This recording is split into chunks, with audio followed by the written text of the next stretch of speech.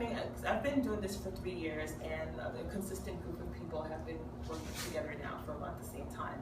And we wanted our involvement in Left Forum to go deeper, and so just to plan this one event each year. Left Forum is held in New York City, so we were wondering, well, how can we extend the reach of what Left Forum does for the community of activists in New York, and hopefully what the surrounding areas, and just spreading it out. So we decided that it would be great to have a series of smaller events, like post-conference, outside of the conference, that would target different issues in different neighborhoods. So we came up with, after lots of debates, many meetings, voting the hell out of this concept, we came up with the idea of calling it the State of the Struggle, and we would hopefully each time go to a different neighborhood and speak to the people there and have them just come together, and we could come up with different ways to tackle the issues that are affecting their neighborhood. Because it's a very new concept, we're still in the process of formulating it, trying to figure out how to make this make sense and make this be something that other people can participate in, not just by showing up, but to help build it.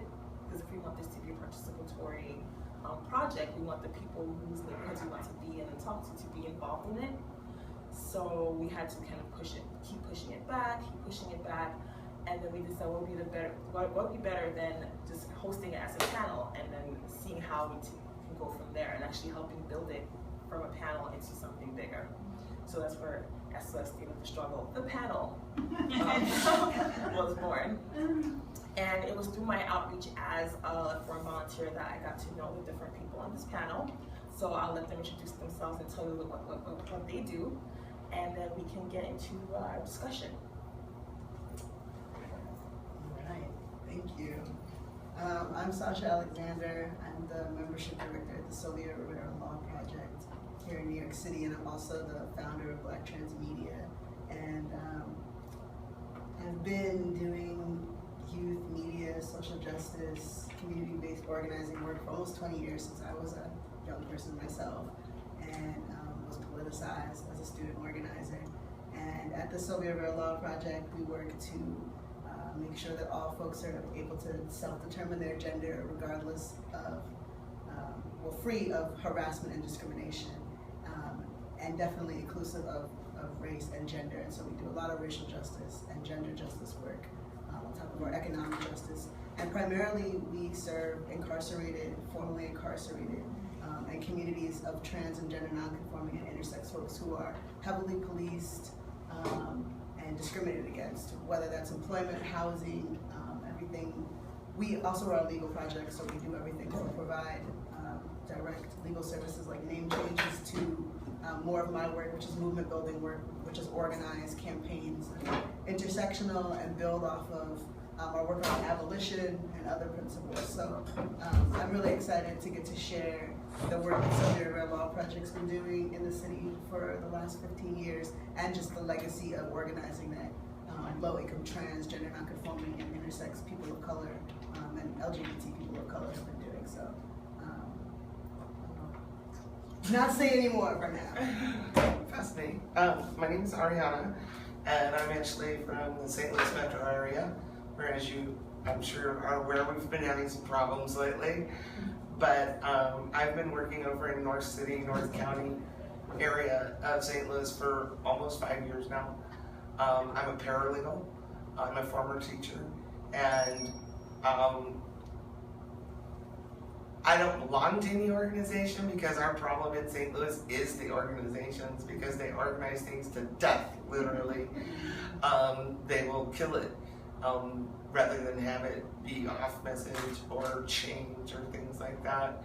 And so for me, as a person going into the neighborhoods, I was aware, because I was raised in Arizona in a barrio, and that's where I come from and come out of, and being able to walk through that neighborhood being pale and knowing that I needed an introduction and I needed to keep my word and things like that, and trying to pass that on to other people, of how, a white ally acts and what we're not supposed to do most of the time. But it's been a very interesting ride, especially through Ferguson, and the aftermath of it. And we were invited to do a panel here, and ours is tomorrow at 3:40. They don't know what room, but for us, it actually started years before Ferguson, and I'm interested in what you guys are talking about, the networking, not just between neighborhoods, but between cities, between people that are not technically affiliated or funded or whatever. So. Hi everyone, my name is Denise Romero, and I'm an undocumented immigrant from Mexico. I'm currently in Queens, and I'm a member of the International Socialist Organization and the Raza Youth Collective, and I have been organizing with folks from, well, with different groups to put together Caravan 43, which was a project to kind of highlight what's going on in Mexico, specifically in Ayotzinapa, with the disappearance of 43 rural school students in Mexico. And I think for years I have worked in several nonprofit organizations working on economic justice, on immigrant rights, on student rights, and access to higher education. And I'm really interested in talking about the way that organizations, particularly nonprofit organizations, I would say, end up limiting the kind of like the blossoming of struggles and of more grassroots coalitions and organizations. And I think that that's one of the things that I've learned through struggling and organizing with folks in the Caravan, is that this project to bring awareness around state violence in Mexico, police brutality in Mexico, brought together a lot of Mexican youth and older immigrants who were in the city and who are affected by the same police brutality here, and so it's kind of tied together what the conditions in Mexico are, and what is the condition of Mexican immigrants, of Latin Americans here in the United States as well. And I think through that we have realized kind of the internationalism of capitalism, like the how globalized capitalism is, how similar the effects of it, how transnationally the ruling class is organized in a very particular way to target vulnerable populations. And here, just through the project, I think we have learned so much about the Black Lives Matter struggles and seen connections as to how the Mexican immigrant, Latino immigrants in this country are equally affected by police brutality in different ways, and also in very similar through similar tactics. And so I'd be open to talking about that. I definitely think that there are a lot of intersections and connections, but also a lot of difference. And I think we need to talk about those to have a better understanding of everything. My name is Brian Redmond. I am from the St. Louis area. I've lived in St. Louis for over 30 years, and I recently became involved in the Ferguson struggle. Before I was involved in Occupy St. Louis, and so I've been working with the community as far as activism and outreach for numerous years. I'm a child of St. Louis, born and raised there. We have a lot of deep-seated issues in relation to organizing that has to do with our racial background and history within the geography of St. Louis. And it's very interesting to go to a different city. It's definitely different mentalities as far as organization goes, and what things work and what things don't work as far as communities go. I'm personally not affiliated with any organizations myself.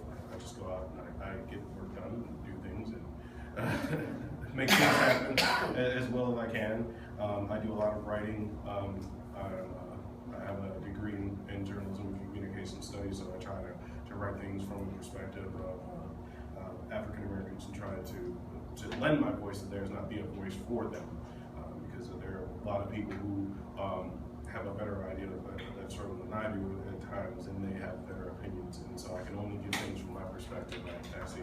But I am glad to know that there are organizations out there actually interested in the advocacy for people where they are at, no matter who they are and no matter how they identify themselves, so that they can reach a state of equality that we all deserve. Thank you very much. So this event is called Stand Up the Struggles for a reason, but in order to get to the point where you know what the status of it is, we need to identify what the struggles are, and so that we can achieve a solution. And if the goal is to get everybody together and connect everybody, we need to be able to know what's going on with each community so that we can come together and come up with solutions. Sometimes the best solutions come from people who are outside who are looking at things objectively. So would each of you like to just talk a little bit about what are the different struggles that your community face, and like in the work that you're doing, what are some struggles that come up? I'll keep it general. So I was gonna say for me, it started as a garden, and because I'm a paralegal and I am educated in things like that, and